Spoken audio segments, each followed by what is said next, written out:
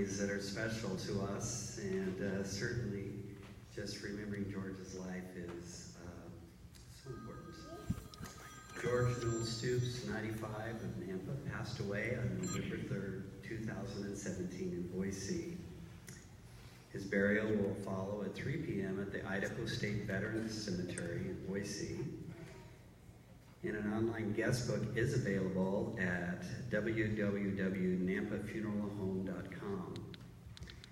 George was born on April 26, 1922, to Mattie Jones and Clifford Stoops at Viola, Wisconsin.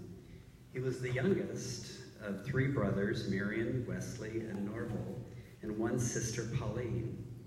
Brother Marion died at 17, and sister Pauline died at 19. His father passed away at 43 years old, so his mother was left to raise the 3 remaining boys, Wesley, Norval, and George. Mattie moved to Nampa, Idaho in 1936, where George first attended junior high school in Nampa, then graduated from Nampa High in 1941. After graduation, he attended Northwest Nazarene College for 2 years, where he met and married Betty Jane Dillon on June 28, 1943. George worked on a dairy farm for a brief time and also received schooling in welding and meat cutting. He was inducted into the U.S. Navy in 1943, but transferred into the Army in 1944, and ultimately was stationed with Company F 333rd Infantry on the island of Okinawa. Not long after arriving on the island, George was severely wounded in direct combat by a hand grenade, but miraculously survived his wounds and was later awarded the Purple Heart and the Bronze Star. He was honorably discharged in April of 1946 at Fort Lewis, Washington, Madison Hospital Center. George started working for the Idaho Department of Employees soon after his discharge from the service and worked for the state for 34 years before retiring. During those years with the state, he worked for the employment office in Nampa and was responsible for placing many local individuals into their lifetime jobs, as well as many teenagers with summer jobs. George's later years were spent in the Boise office. In addition to placement of individuals in various jobs, he served as secretary to Governor's Committee on Hiring the Handicapped. Part of his duties were to oversee statewide contests in the schools where students would compete for drawing posters or writing essays, all promoting the theme of hiring the handicapped. When the contest was conducted, he would travel to Washington, D.C. with the student winners. George was also instrumental in the passage of a bill to designate handicapped parking spaces, not knowing that one day in the future, one of his own daughters would benefit from this law. George was a minister of Bethel, or a member, of Bethel Nazarene Church, and taught Sunday school for more than 30 years. As a young man, he was also a youth leader. Music was always important to George, and he loved to sing with several quartets and also as a soloist, and did so often in church as well as other special occasions. George is survived by 3 daughters, Judy Rice of Caldwell, Connie, and Terry Rogers, and Georgiana and Jim Bauer of Nampa. A sister-in-law, Joanne and Roger Wilcox of Nampa, 8 grandchildren, 10 great-grandchildren, and a number of nieces and nephews. He was preceded in death by his wife, Betty, of 73 years, 3 brothers, Wesley, Norval, and Marion, a sister, Pauline, and an unnamed baby sister. The family wished to express their thanks to the Idaho Veterans Home for caring for Dad. They gave him excellent care. And the family suggests that memorial contributions be made to Love Inc. or to Interfaith Sanctuary or Bethel Church of the Nazarene. There are a lot of special memories with a life, and today we wanted to share some of those memories from the family. And so the first one I'm sharing with you is from Connie, his daughter. My dad taught me to give to others, be responsible for my actions, keep informed, listen to all sides of issues, and also give me strong work ethics. I was privileged to a happy childhood, wonderful memories, fun vacations, and the telling of Jack and the Beanstalk. No one could beat him on time consumed to take a picture. He never met a stranger and thanks Dad for being a good father. Georgiana wrote these words. There are so many memories of my dad. First, he took great pride in the fact that he and my Aunt Joanne came up with my name. It was the closest thing he got to having a boy. He would build birdhouses with me, make a rock garden with us girls watching. He loved gardening. He was excellent at growing roses. He would play pickup sticks with us. If we were bad sports, he wouldn't let us play. He played tricks on us with Think Vitus dance, and he always took us on a vacation every year. That's what he would do with us with his tax returns. He got all of us girls summer jobs. He taught us a good work ethic. He taught us to love God and country. We were exposed to music all the time. And listen to this. I especially loved his rendition of Jack and the Beanstalk. They would do with all the motions.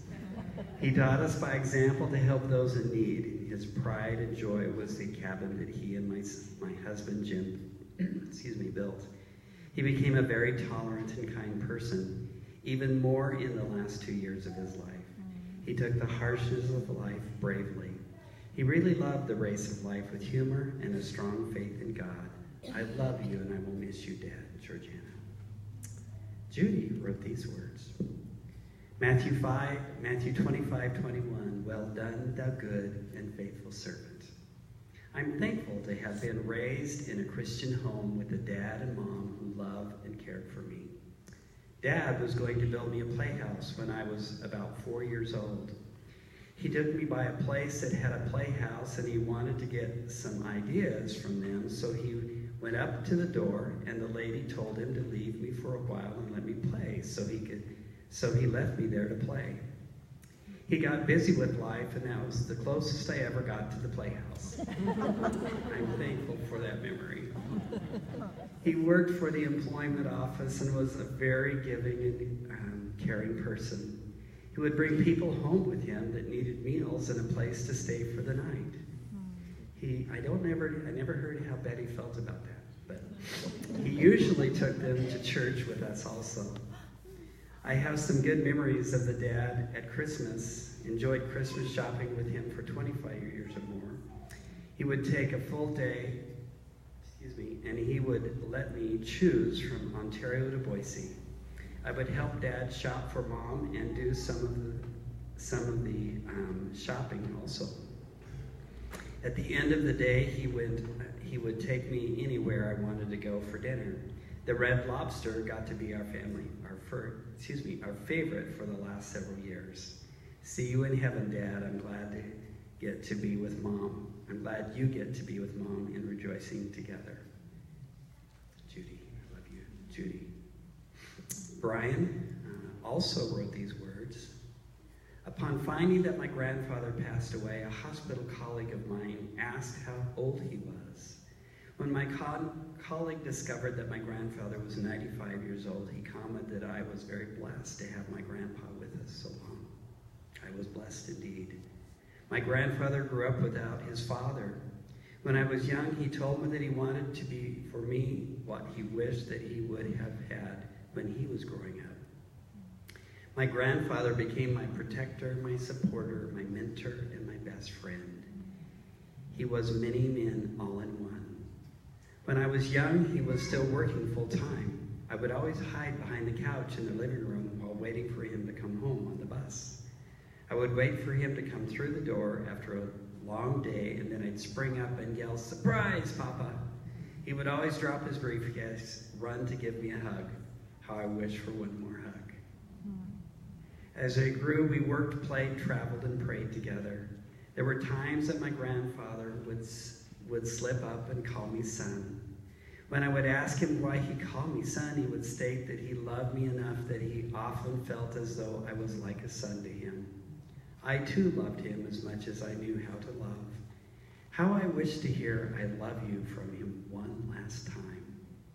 Now that my grandfather is gone too are the late night zilch tournaments, road trips in his Buick, bouts of infectious laughter that brought tears to his eyes, trips to the cabin, Friday night dinners out with my grandma, and watching Jerry Lewis movies together. Fishing trips, Super Bowl Sundays, home repair projects, and long talks about anything or nothing. These are just distant memories now.